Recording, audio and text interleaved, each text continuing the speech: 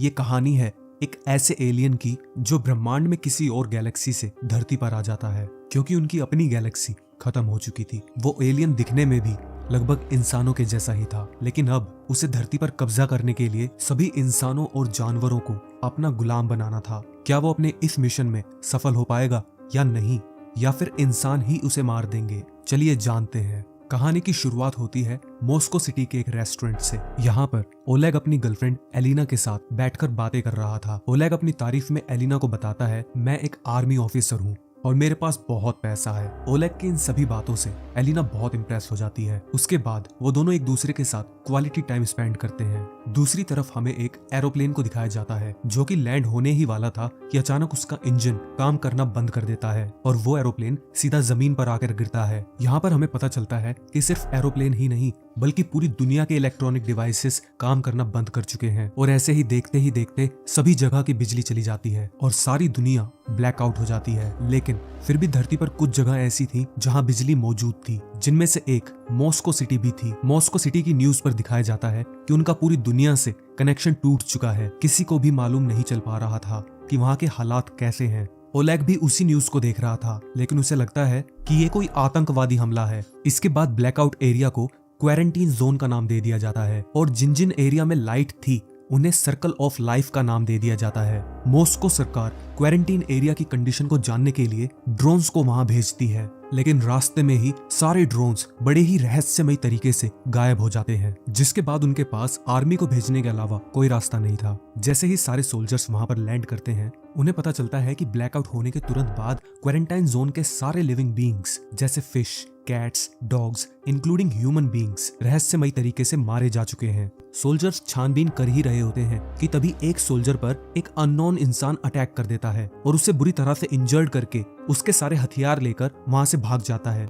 सभी सोल्जर्स उस पर गोलियों की बौछार कर देते हैं, लेकिन उसको खरोच तक नहीं आती, जिससे उन्हें पता चलता है कि ये कोई आम इंसान नहीं है। देखते ही देखते एक महीना गुजर जाता है, लेकिन किसी को भी ये नहीं पता चल पाता कि वो किसी बड़े खतरे से जूझ रहे हैं। इसलिए सरकार अपने सारे स्पेशल फोर्सेस को एक नए मिशन के लिए तैयार करती है। जिसके बाद हमें इस मूवी के एक और लीडिंग कैरेक्टर यूरी के बारे में दिखाया जाता है, जो कि अपनी बूढ़ी माँ के साथ रहा करता था। उसकी माँ को भूलने की बीमारी थी, उनकी हालत बिल्कुल ठीक नहीं थी, लेकिन ज्वाइनिंग लेटर मिलते ही यूरी अपने दिल पर पत्थर रखकर अपनी माँ को पड़ोसियों के भरोसे छोड़कर वहां से चला जाता है। जिसके बाद सोल्जर्स का एक नया बैच बनाया जाता है, जहां लेफ्टिनेंट मरीना क्वारंटीन जोन से मिली डेड बॉडीज की फोरेंसिक रिपोर्ट का खुलासा करते हुए सभी सोल्जर्स को बताती है उन सभी की मौत न्यूरोटॉक्सिन जहर की वजह से हुई है, जो कि उनकी अपनी ही बॉडी ने खुद से पैदा किया था, क्योंकि किसी रहस्यमयी चीज ने उनकी बॉडी को ऐसा करने पर मजबूर किया था। दिन ढलते ही सारे स्पेशल फोर्सेस क्वारंटीन जोन में जाने के लिए तैयार हो जाते हैं। इस फोर्स में ओलेग भी शामिल था और उसे उसकी हाल ही में बनी हुई गर्लफ्रेंड एलिना भी नजर आती है, जो पूरे दल के साथ एज ए डॉक्टर जाने वाली थी। ये लोग बातें कर ही रहे थे कि तभी वहां का इमरजेंसी सायरन बजने लगता है। सारे सोल्जर्स अपनी पोजीशन लेकर जंगल की तरफ गन पॉइंट करके खड़े हो जाते हैं। लेफ्टिनेंट मैरिना बताती है कि जंगल से कोई चीज काफी तेजी से उनकी तरफ बढ़ रही है, जो कि साइज में उनसे काफी बड़ी है। तभी वो सारे जीव सोल्जर्स पर अटैक कर देते हैं और सारे सोल्जर्स भी अपने बचाव में अंधाधुंध फायरिंग करने लगते हैं। अब हमें अगली सुबह का सीन दिखाया जाता है, जहां पर बहुत सारे सोल्जर्स मारे जा चुके थे। फिर हमें ये पता चलता है कि वो सारे जंगली जीव भालू थे। किसी को समझ नहीं आ रहा था कि आखिर भालुओं ने उन पर झुंड में हमला क्यों किया था। नेक्स्ट सीन में हमें ओलेग को दिखाया जाता है, जो कि बीती रात जंग में इंजर्ड हो गया था और उसकी गर्लफ्रेंड एलिना उसका ट्रीटमेंट कर रही होती है। ये वाली ट्रीटमेंट बाकी की ट्रीटमेंट से थोड़ी हटकर थी। एनीवे, आगे बढ़ते हैं मूवी की स्टोरी की तरफ। शहर के दूसरे हिस्से में साशा नाम का एक लड़का हॉस्पिटल में एडमिट था। ब्लैकआउट के बाद से ही साशा के साथ थोड़ी अजीबोगरीब चीजें हो रही थी। उसे बहुत से लोगों की आवाजें सुनाई देने लगी थी। उसे काफी अजीबोगरीब सपने भी आते थे, जिसमें कोई गंजा आदमी उसे तंग कर रहा होता है। ब्लैकआउट के बाद साशा के पास कुछ सुपर पावर्स आ गई थी। आंख खुलते ही उसके सामने जेनिया नाम का एक आदमी आता है, जो खुद को उसका दोस्त बताता है। वो उसे बताता है ये सब वेव अटैक के कारण हो रहा है। पहली वेव ने सभी इलेक्ट्रॉनिक डिवाइसेस को ठप कर दिया और दूसरी वेव ने सारे बायोलॉजिकल ऑर्गेनिजम्स को जान से मार दिया। और तीसरी वेव जो भी क्वारंटीन जोन के अंदर सर्वाइवल्स बचे हैं उनसे उन्हीं के लोगों पर हमला करवाएगी और वो सर्वाइवल्स हमेशा के लिए सिर्फ कठपुतली बनकर रह जाएंगे। इससे हमें ये मालूम चलता है कि क्वारंटीन जोन के अंदर अभी भी बहुत से लोग जिंदा हैं, लेकिन साशा को जेनिया की किसी बात पर कोई भरोसा नहीं होता और वो घबराकर गार्ड को आवाज लगाता है, लेकिन गार्ड्स को वहाँ कोई दिखाई ही नहीं देता क्योंकि साशा जेनिया से सिर्फ अपने माइंड में ही बातें कर रहा था और जेनिया फिजिकली रूप में कमरे में मौजूद ही नहीं था। इन सब घटनाओं की वजह से सर्कल ऑफ लाइफ के सारे सिविलियन रोड पर उतर आते हैं और वो अपने ही सोल्जर्स पर अटैक करने लगते हैं क्योंकि उन्हें ऐसा लग रहा था कि ये सब गवर्नमेंट की चाल है। दूसरी तरफ हमें आउटपोस्ट का सीन दिखाया जाता है जहां पर सारे सोल्जर्स ग्रुप बनाकर क्वारंटीन जोन के मिशन के लिए रवाना होते हैं। उन्हीं ग्रुप्स में से एक ग्रुप ओलेग और उसके फ्रेंड यूरी का होता है। रास्ते में उन्हें पूरा क्वारंटीन जोन तबाह हुआ मिलता है। एरोप्लेन के क्रैश होने की वजह से पूरा ब्रिज टूट चुका था और ज्यादातर बिल्डिंग्स भी डिस्ट्रॉय हो चुकी थी। पहले भेजे गए आर्मी के टैंक्स, हेलीकॉप्टर्स सब खिलौनों की तरह बिखरे पड़े थे। यूरी ओलिया नाम के मीडिया ग्रुप के साथ सेफ्टी क्रॉफ टाउन में पहुंच जाता है जहां उन्हें अगले कुछ दिनों के लिए ऑब्जर्वेशन कैंप लगाना था। दूसरी तरफ ओलेग और एलिना अपनी टीम के साथ क्वारंटीन जोन के कारखैन नाम के टाउन में पहुंच जाते हैं। सोल्जर्स अपने अपने एरिया में निगरानी कर रहे थे। कुछ दिन बीत जाते हैं लेकिन ना तो उन्हें वहाँ कोई इंसान नजर आता है ना ही उनकी लाशें। नेक्स्ट सीन में हमें साशा को दिखाया जाता है जहाँ उसे मिलने आईडी नाम का एक आदमी आता है जो कि दिखने में बहुत ही बेहुदा लग रहा था। वो खुद को इंसानों जैसा एलियन बताता है। वो साशा की सुपर पावर की हेल्प से इन सभी हादसों को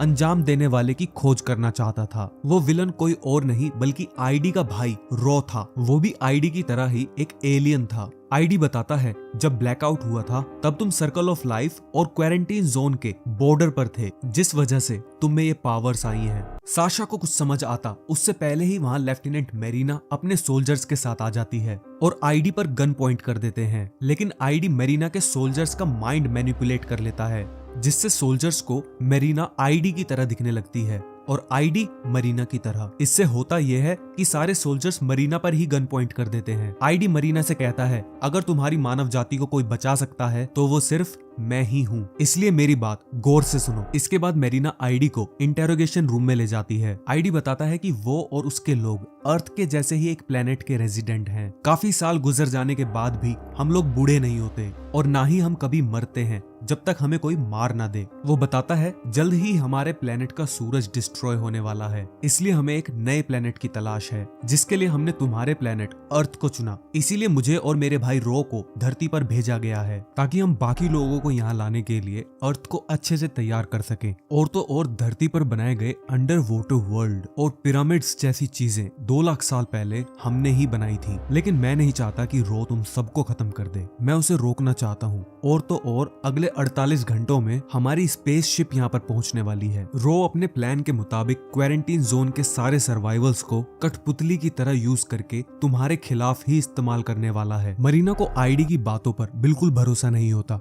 दूसरी तरफ यूरी की टीम को क्वारंटीन जोन में एक जख्मी बच्चा दिखाई देता है जो कि खुशकिस्मती से जिंदा था। वो लोग उसकी मदद करते हैं, उससे जानकारी लेने की कोशिश करते हैं, लेकिन तभी वो बच्चा एक सोल्जर के गले में चाकू घोंप कर मार देता है। यूरी को ना चाहते हुए भी उस बच्चे को शूट करना पड़ता है। ओलिया ये सब देखकर घबरा जाती है। हालांकि ये होने वाली जंग की सिर्फ एक शुरुआत थी। रात होते ही क्वारंटीन जोन के अंदर रो के कंट्रोल में जो ह्यूमंस थे वो सोल्जर्स पर अटैक कर देते हैं, जिसके बाद उन सभी के बीच भयानक जंग छिड़ जाती है। यूरी के बहुत सारे लोग मारे जा चुके थे, इसलिए वो अपनी मदद के लिए आउटपोस्ट की तरफ फ्लेयर गन चलाता है। इससे पहले बाकी के सोल्जर्स उनकी मदद करने के लिए आते, बाकी टीम्स भी फ्लेयर गन के थ्रू मदद मांगने लगती हैं। अब ये बेचारे भी कंफ्यूज थे कि वो किसकी मदद करने के लिए जाएं। मेरीना को खबर मिलते ही उसे आईडी की कही सारी बात सच होती नजर आती है और अब उसके पास कोई दूसरा रास्ता नहीं था। वो आईडी से हेल्प मांगती है, लेकिन सवाल ये उठता है कि आईडी मानव जाति की मदद क्यों करना चाहता है? क्यों वो अपने ही भाई को मारना चाहता है? क्या एलियंस के पास भी दिल या इमोशंस होते हैं? आईडी मरीना से कहता है कि मुझे रो को ढूंढने के लिए साशा की जरूरत पड़ेगी। रो को मारते ही मैं उन मानव कठपुतलियों को अपने कंट्रोल में कर सकता हूँ। मरीना आईडी और जेनिया के साथ आर्मी बेस पर पहुंचती है। किसी को भी आईडी पर पूरी तरह से भरोसा नहीं हुआ था। इसी बीच यूरी की टीम पर एक बड़ा अटैक होता है जिससे एक एक करके सारे टीम मेंबर्स मारे जाते हैं। अब सिर्फ यूरी और ओलिया ही जिंदा रह गए थे। हमलावरों की संख्या कुछ ज्यादा ही थी, इसलिए वो बाकी के टीम मेंबर्स के पास जाने की कोशिश करते हैं ताकि साथ मिलकर उनका सामना किया जा सके।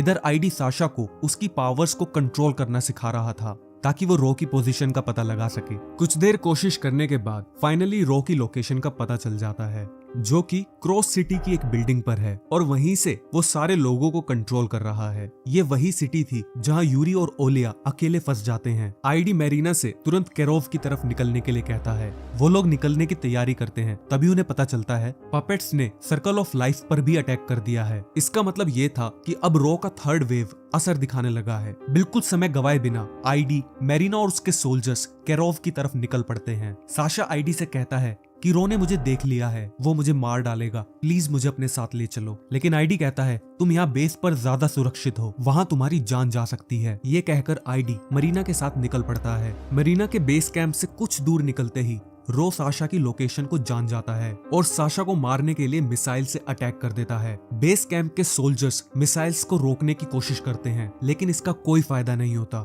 और दूर खड़ी मेरीना की आंखों के सामने पूरा बेस कैंप बुरी तरह से तबाह हो जाता है और बेचारा साशा वहीं मारा जाता है। ये देखकर मेरीना को बहुत गुस्सा आता है और वो आईडी पर गन पॉइंट कर देती है और कहती है तुम ये सब पहले से ही जानते थे, क्यों तुमने ये घटिया हरकत की। जिस पर आईडी उसे कहता है कि सिर्फ हम ही लोग ऐसे हैं जो पूरी मानव जाति को बचा सकते हैं। रो को साशा की लोकेशन का पता चलना ही था और अगर वो हमारे साथ होता तो अब तक हमारा भी कबाब बन चुका होता, इसलिए मुझे ये कदम उठाना पड़ा। अगली सुबह यूरी और ओलेया को ओलैग की टीम मिल जाती है। थोड़ी देर बाद मेरीना और उसका ग्रुप भी उन्हें ज्वाइन कर लेता है। बेस कैंप पर हुए हमले और सर्कल ऑफ लाइफ पर हुए हमले के बारे में उन्हें सब कुछ बताया जाता है। इसका मतलब ये था कि धरती पर हमारे अलावा कोई और जिंदा नहीं बचा, जिसके बाद सभी लोग टाइम जाया ना करते हुए उस बिल्डिंग की तरफ बढ़ते हैं जहां रो था। लेकिन रास्ते में ह्यूमन पपेट्स उनका रास्ता रोकने लगते हैं, जिसके बाद उन लोगों के बीच वॉर छिड़ जाती है। सभी सोल्जर्स समझ चुके थे कि ये लोग वापस नॉर्मल नहीं हो सकते, इसलिए वो इन लोगों की परवाह किए बिना इन्हें मारते हुए, इन्हें कुचलते हुए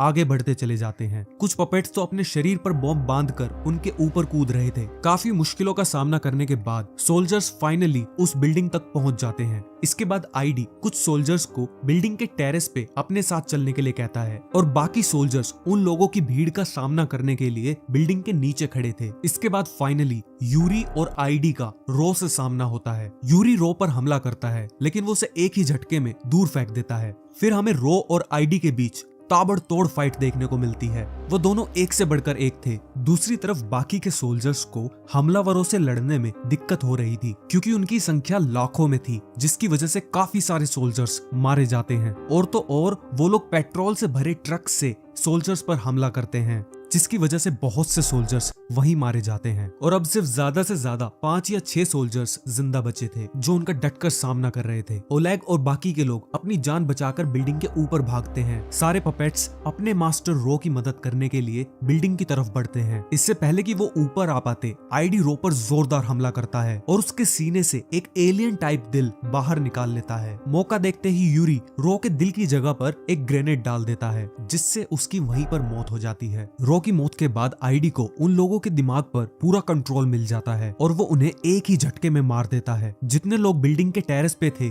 सिर्फ उतने ही लोग धरती पर अब जिंदा थे। तो वो जंग तो जीत गए थे, लेकिन उन्हें कोई खुशी नहीं हुई, क्योंकि जमीन पर करोड़ों बेगुनाह लोगों की लाशें पड़ी थी। आईडी उन्हें बताता है, इंसानों में प्यार और रहम कुछ नहीं है, तुम लोग सिर्फ अपने बारे में सोचते हो। इसलिए रो इंसानों को खत्म करना चाहता था, ताकि एलियंस शांति से यहाँ रह सके। लेकिन मेरा मकसद कुछ और ही था। इसी के साथ इस मूवी का सबसे बड़ा खुलासा होता है। दरअसल आईडी मानव जाति की मदद इसलिए कर रहा था ताकि वो लोग उसे अपना मसीहा मान लें और उसे भगवान की तरह पूजना शुरू कर दें। उनमें से एक आईडी से गुस्से में पूछता है कि तुम सब कुछ जानते थे तो तुमने ब्लैकआउट क्यों होने दिया। तो वो बताता है, अगर मैं उसे रोक लेता तो किसी के दिल में मौत का खौफ नहीं होता और कोई मेरी बात नहीं सुनता, और इंसानों की पॉपुलेशन बढ़ाने के लिए तुम लोग काफी हो। इसका मतलब ये एलियन स्टार्टिंग से ही अपना मकसद पूरा कर रहा था, जिसे अंजाम देने के लिए इसने करोड़ों लोगों की जान ले ली। ये सब सुन के सबको बहुत गुस्सा आता है और एलिना आईडी पर गन पॉइंट कर देती है, जिसपे यूरी उसे कहता है,